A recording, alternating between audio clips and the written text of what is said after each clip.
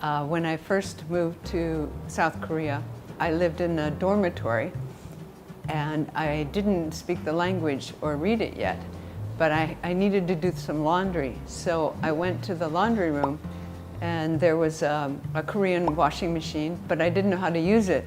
So I just put my clothes in and started pushing buttons, just any buttons. And I ended up flooding the whole laundry room.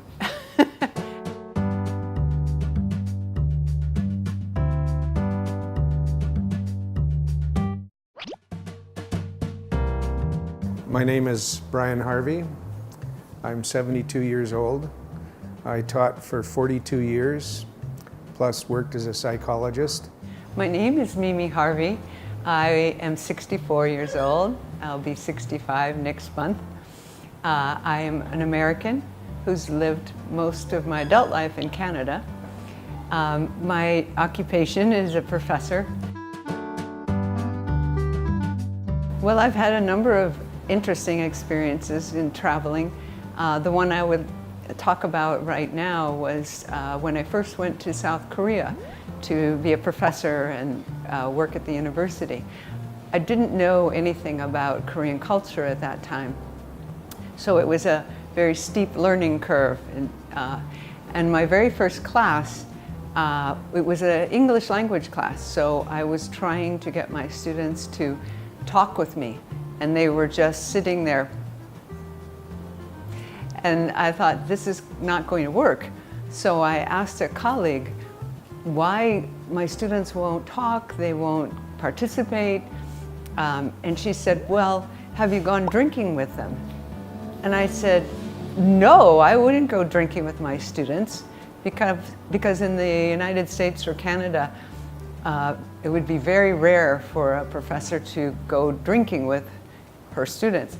And my colleague said, oh, you need to ask them to go drinking. And I was not sure, but I thought, I'll try anything. So the next day in class, I said, so when are we going to go drinking? And their faces just all were smiling, and then they said, let's go right now. Well, it was the morning. So I said, no, I can't drink in the morning.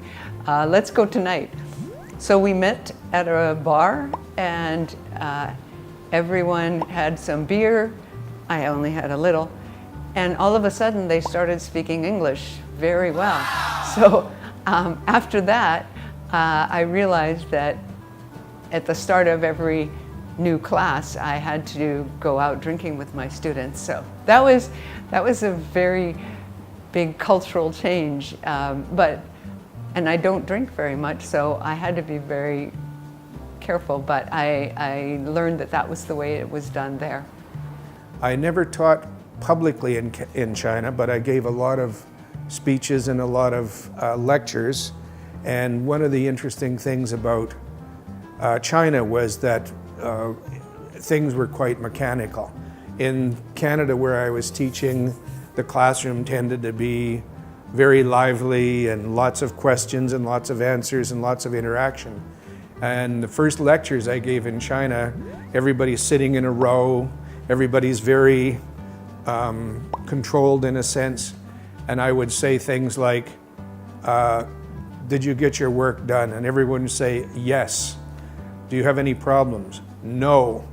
And so it was kind of mechanical, and that was different because in Canada, the US, a lot of interaction.